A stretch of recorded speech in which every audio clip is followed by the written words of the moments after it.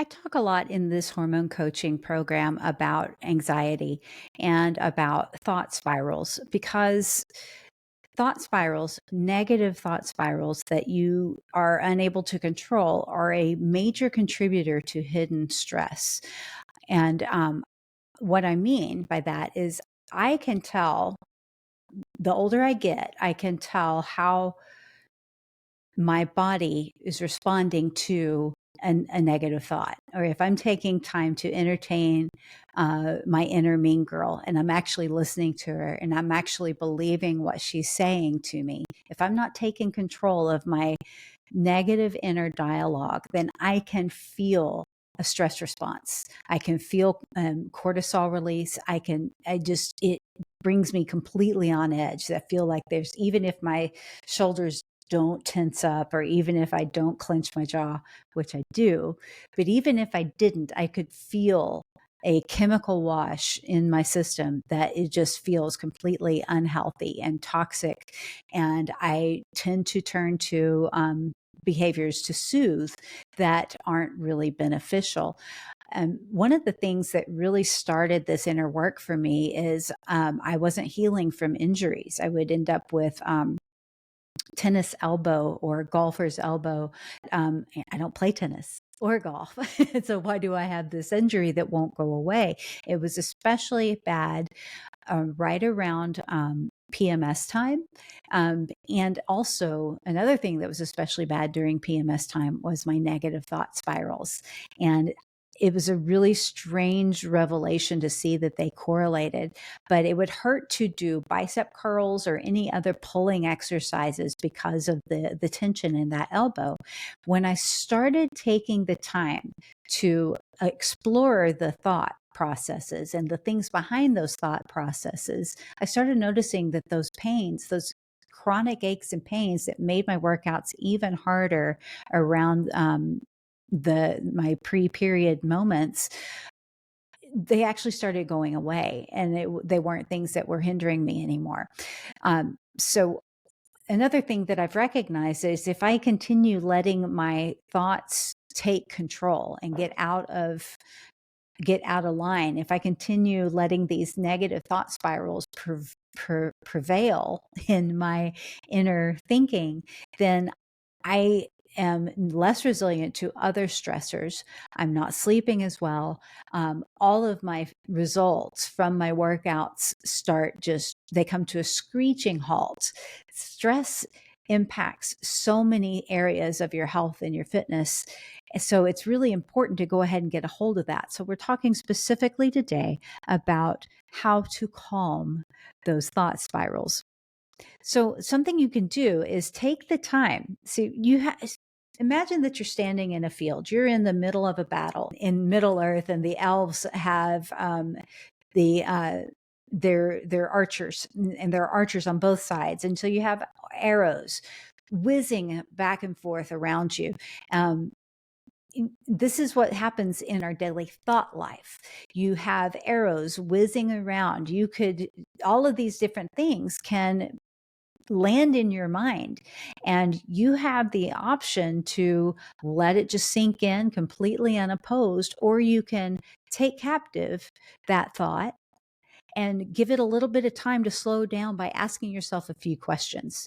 So I noticed something recently, and this is just a glimpse into the inner work that I've been doing that perhaps is something that you've experienced as well. I have a tendency, as a woman of Generation X that grew up on a diet, that grew up feeling like I always needed to be smaller, that I always needed to be thin. And then whenever I started bodybuilding, it wasn't I always needed to be thin, but it was I always needed to be lean. So I lived on a diet for most of my life. And I have struggled with continuously feeling like I'm not small enough or I'm not lean enough.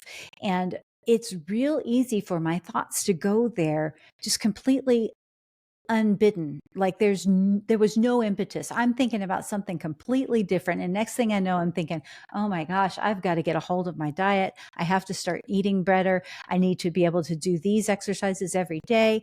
And realized when this happened recently, it was a completely different situation. I wasn't in the gym. I wasn't in the kitchen. It wasn't mealtime.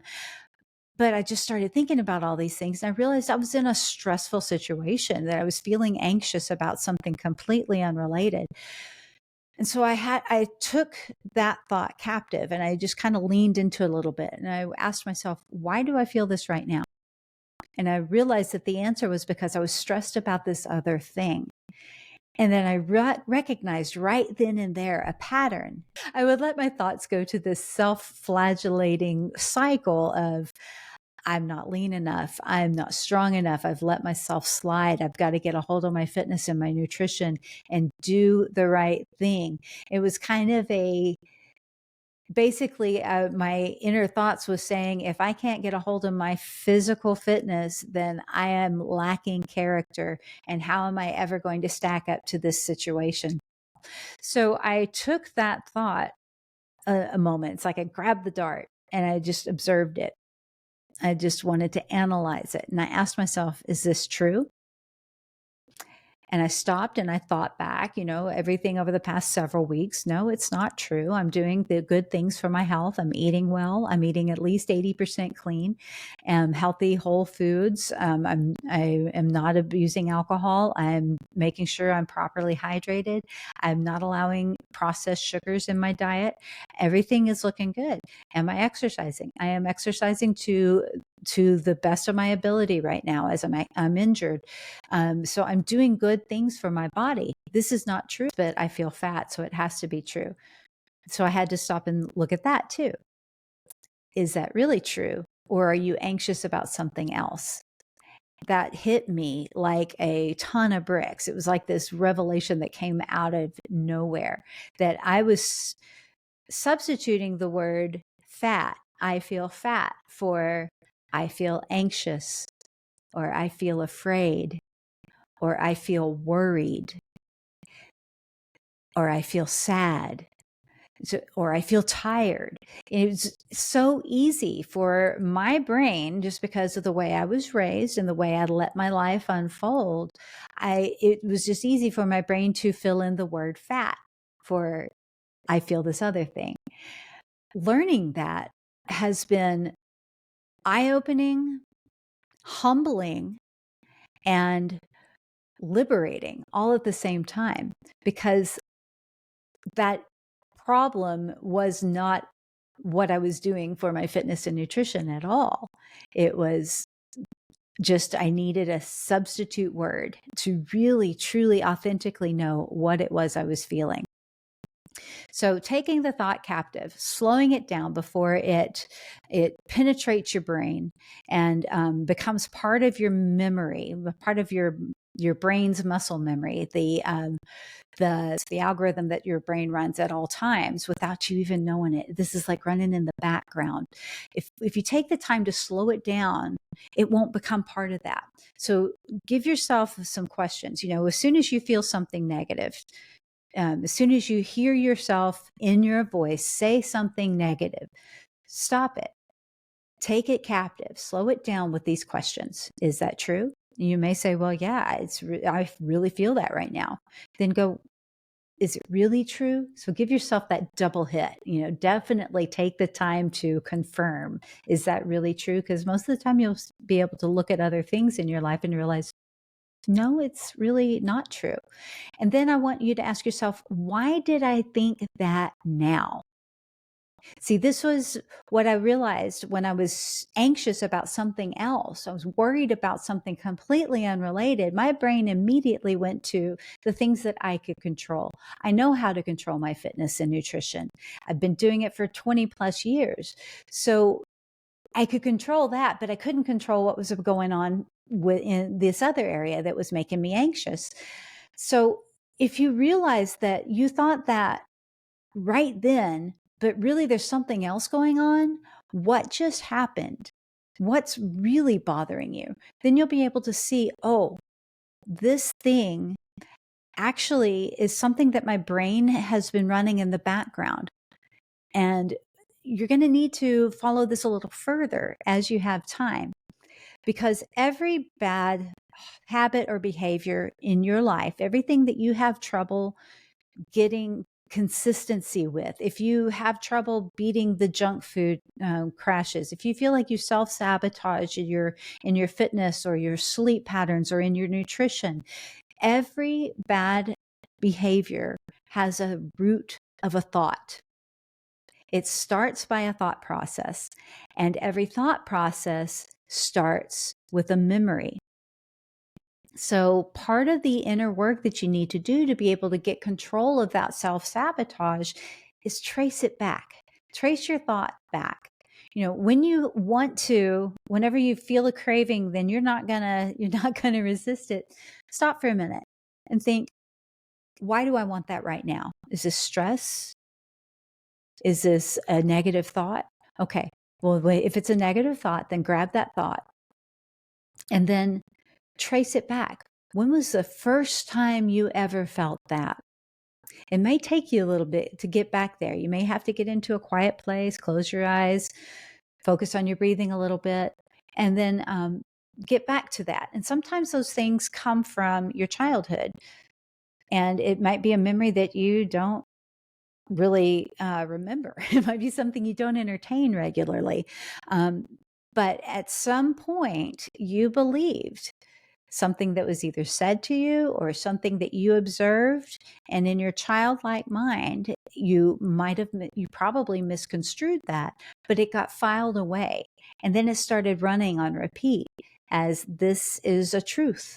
And so if it comes to you frequently enough in your own voice, you're going to believe it. So trace it back. What event originated that memory? And was it true then? Oftentimes you're going to realize, no, it wasn't true then. And if it wasn't true then, ask yourself, is it true now? And if that memory became the origin of a bad thought pattern, and that became an origin of a bad behavior pattern that has led you into things that you don't like, that you've been having a hard time changing, well, yeah, it's true now. But you, because this is your brain, have authority and power and to control that and to cut it off. So you tell yourself, and you tell that young girl that you are, that it's not true. And you move on from it. And how you move on is you ask yourself, what is a more productive thought to have now? What is a better thing to replace this with? Well, if you are reaching for junk food because you're stressed or because you're lonely, then a better thing might be to take a walk or to read a book or to call a friend or to reach out to somebody to have a conversation with. And then ask yourself finally, what would happen if you were free, completely free of that thought, if that thought never popped into your head again? And take some time to really visualize that. Let your imagination run wild. What would you look like if you didn't believe that thought anymore? What would you do if you didn't believe that thought anymore? What great things would you be able to accomplish because that thought has no control over your behaviors anymore? Once you really are able to get into this and take care of your inner dialogue, if you're able to start calming those inner thought spirals, you'll be able to take control of them before they become catastrophic thinking that wakes you up at 2 a.m. thinking that the world is going to end or that you're going to go bankrupt tomorrow or whatever it is that wakes you up in the night and it keeps you awake.